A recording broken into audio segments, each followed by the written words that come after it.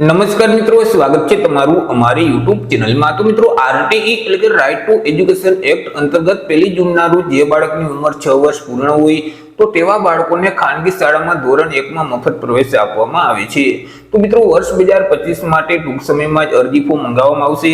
તો અરજી ફોર્મ ભરવા માટે કયા કયા ડોક્યુમેન્ટની જરૂર પડશે તેના વિશે આજના વિડીયોમાં આપણે ચર્ચા કરી લઈશું। પરંતુ તે પહેલા વિડીયો ગમે તો લાઈક અને શેર કરી દેજો, ચેનલમાં નવા હોય તો ચેનલને સબસ્ક્રાઇબ કરી દેજો। તો ચાલો મિત્રો, વિડીયોની શરૂઆત કરીએ।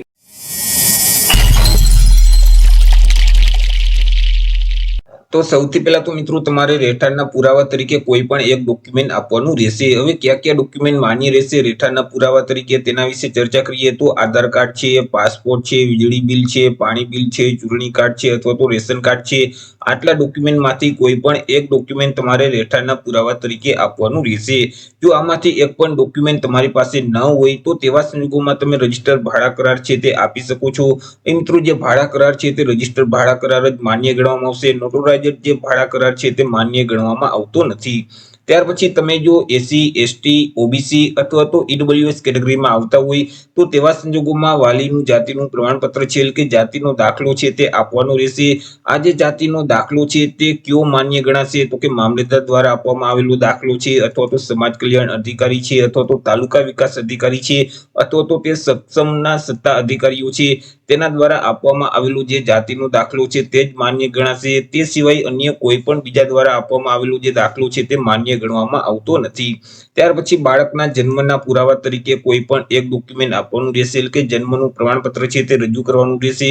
આ જે જન્મનો દાખલો છે તે કયો દાખલો માન્ય ગણવામાં આવશે તો કે ગ્રામ પંચાયત અથવા તો નગરપાલિકા દ્વારા આપવામાં આવેલો જે દાખલો છે અથવા તો મહાનગરપાલિકા દ્વારા આપવામાં આવેલો દાખલો છે અથવા તો જો જન્મ હોસ્પિટલમાં થયો હોય તો તેવા સંજોગોમાં હોસ્પિટલનું નોંધણીનું પ્રમાણપત્ર છે અથવા તો આંગણવાડીનું પ્રમાણપત્ર છે અથવા તો બાલવાડી નોંધણીનું પ્રમાણપત્ર છે અથવા તો મિત્રો માતા પિતા કે તેમના જે વાલી છે તેઓએ નોટરાઇઝ સોગંદનામું કરેલું હોય તો પણ તે માન્ય ગણવામાં આવશે। તો આટલા ડોક્યુમેન્ટમાંથી કોઈ પણ એક ડોક્યુમેન્ટ જન્મના પુરાવા તરીકે રજૂ કરવાનું રહેશે।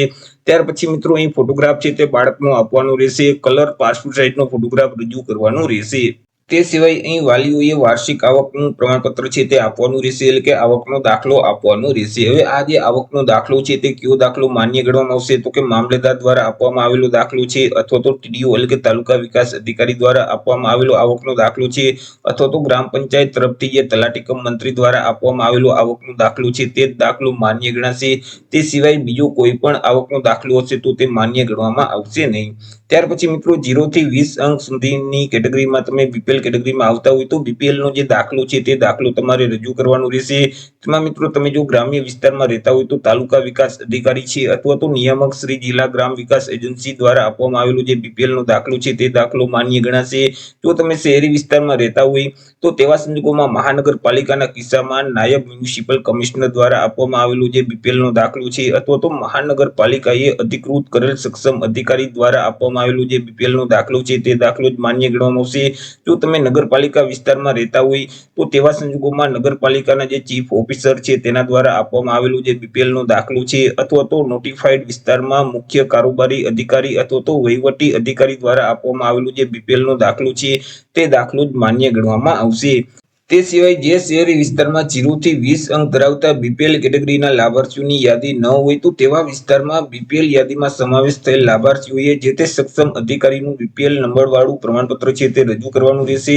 એ મિત્રો, બીપીએલ નો દાખલો જ તમારે આપવાનો રહેશે, તે દાખલો જ માન્ય રહેશે। જો તમે દાખલાને બદલે બીપીએલ રેશન કાર્ડની નકલ આપશો તો તે માન્ય ગણવામાં નહીં આવે અને તમારું ફોર્મ છે તે રદ કરી દેવામાં આવશે।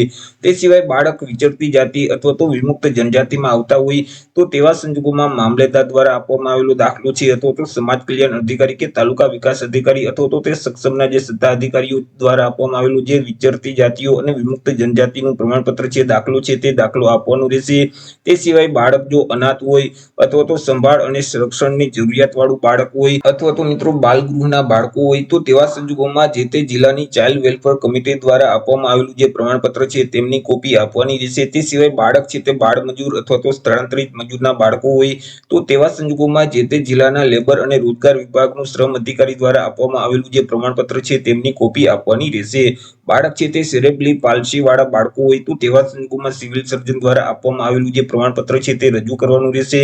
ખાસ જરૂરિયાત વાળા દિવ્યાંગ બાળકો હોય તો તેવા સંજોગોમાં બાળક 40% કે તેના કરતા વધારે દિવ્યાંગતા ધરાવે છે તે અંગેનું સિવિલ સર્જન દ્વારા આપવામાં આવેલું જે પ્રમાણપત્ર છે વિકલાંગનું તે પ્રમાણપત્ર રજૂ કરવાનું રહેશે.